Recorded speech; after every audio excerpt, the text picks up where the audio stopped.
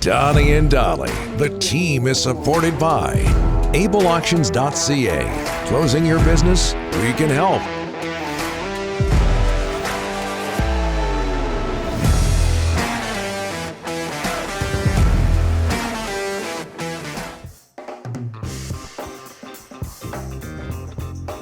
Able Auctions is our title sponsor. Our guest today on Monday, including Jannik Hansen, standing by, sponsored by Passant Motors. It is no tax November at Passant Motors. Purchase a vehicle from Passant, and they will pay the GST for you. For more information, go to basantmotors.com. Canucks lose again. They've lost 9 of 10, losing yesterday 3-2 in Boston. They play Montreal tonight. Joining us now, you can hear him Tuesdays and Fridays on Sportsnet 650 Radio. Former Canuck, number 36 in your Lucky Number program, Jannik Hansen. How are you, sir? Not too bad. How are you? Very well, very well. What goes through your mind when you watch the Canucks these days, Jannik? It's tough to watch. Obviously, nobody could have anticipated what we're seeing right now in terms of production and you name it.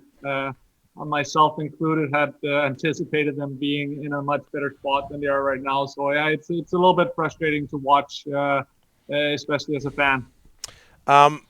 You saw what happened in the third period. Another couple of power play goals by the opposition, victimizing the Canucks. You were an effective penalty killer. What do you see when you watch the Canucks PK this season? Yeah, they don't look like they're on the same page. Penalty killing is a lot of reacting to what happened. You don't know what power players are going to be doing. You have kind of an idea, but you have to anticipate. It's a lot of being in the right spot at the right time, trusting your other three teammates out there, the goalie. There's got to be a lot of communication, talking.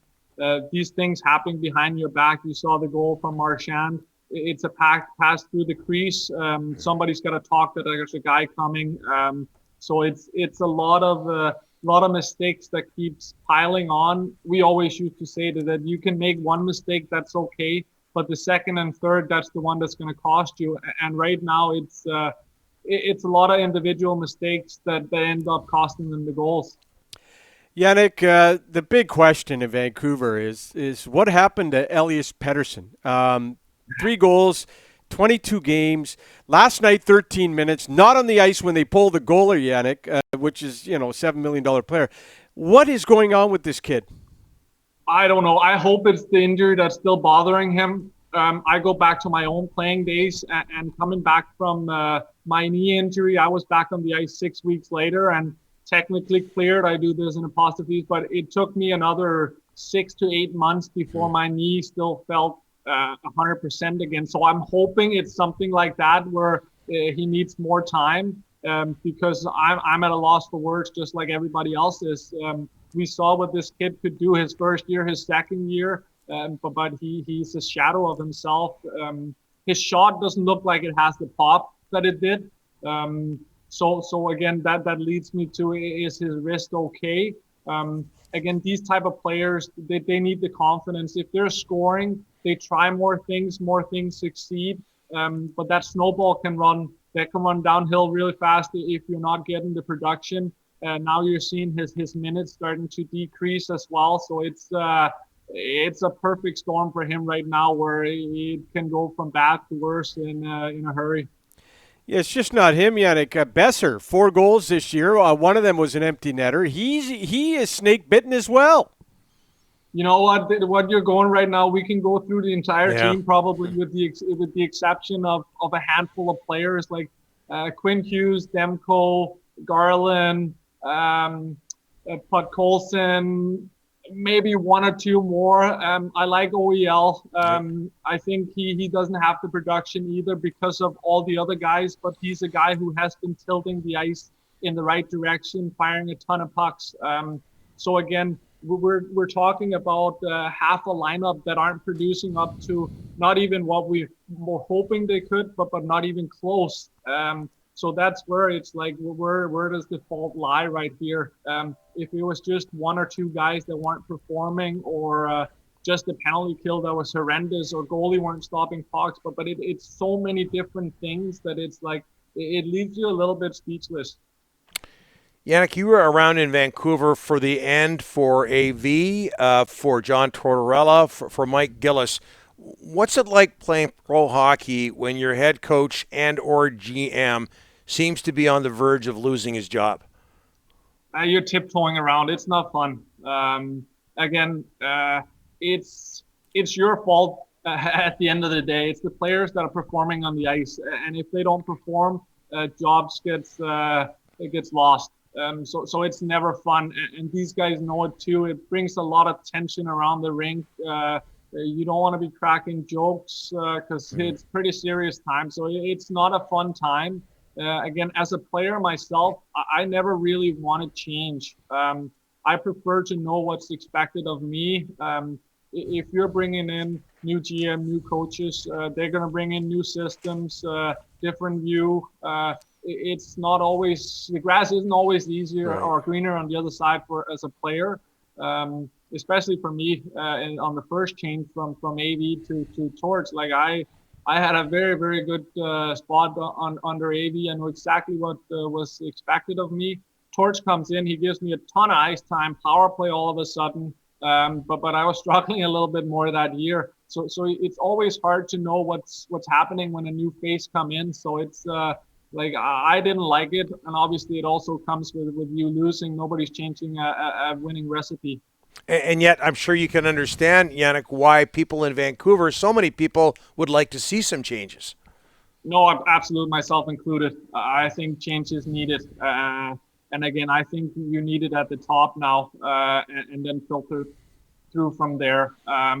Again, there's a lot of holes right now, and you can pick apart.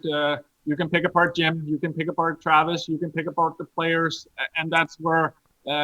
Are you looking for a quick fix and hoping, okay, maybe a coaching change will change this? I don't know. I think you need a fresh set of eyes right from the top and a new approach, philosophy, call it whatever you will. Again, it's been too long of this now, not even mediocrity, I would say. You're not quite bad enough that you're getting those 1, 2, 3 top draft picks. And you're not good enough to finish in the last playoff spot. So it's got to be either or. Either you commit to a full blow up, which is, it's tough to say this when we feel like we've been through this for the last 6 years now. But again, it doesn't look very comforting right now. If they were playing like they did in Boston, like they did in Columbus, throughout the year, I could say, okay, they've been in every single game and they deserve to win here and there. But these are the odd games where they're actually look like they're competing and they're in the games, but they're too far and few in between. What are you up to these days for people who don't know, Jannik? I'm happily retired. And with that being said, I don't do anything, but I feel like I'm busy every day. I have 3 kids there you go. That are all enrolled in sports. So I'm on the ice sometimes more than I was when I played right now, taking them to all their extracurriculums, getting involved a little bit more with the alumni as well, trying to give back a little bit more. There's a couple of tremendous organization they help and provide. We played a tournament just this weekend for the Hockey Helps the Homeless. So yeah. I don't do anything, but I feel like I'm busy every day. Well, you're kind of like Rick. He doesn't do anything either. Jannik, I'm like you. I used to go 100 miles an hour just like you. Hey, I was going to ask you about Evander Kane, Jannik. There's possibility his agent's working on a trade. He says he's going to call Vancouver. What would you say to Canuck fans about Evander Kane? So my experience with Evander Kane was very good. He came to San Jose at the deadline. And then we played the playoff, and that was it for me. Then I was out of there, so I only saw him for 3 months. I think the team he ended up on there was one of the best situations he possibly could. Tremendous leadership, Jumbo, Burns, Couture, Pavelski, and he was just one of many, if you will. He wasn't the go-to guy, the one everybody was looking to. So I think that was a very good situation. And again, he's producing and playing very well. the outside of hockey, that's always hard to comment on because you don't really know what's what. But again, if you're Vancouver and you're looking for playoff for grid, yeah, but if you're looking for a reset, then no. So it has to depend on what you're looking for as an organization. And again, do you have the room, the organization that can keep it in check as well? Yeah, that's a great point. You do a great job at this, Jannik. Really appreciate it. We want to have you back. Thanks so much, my friend. Take care of those kids. You too. Thank you. I will.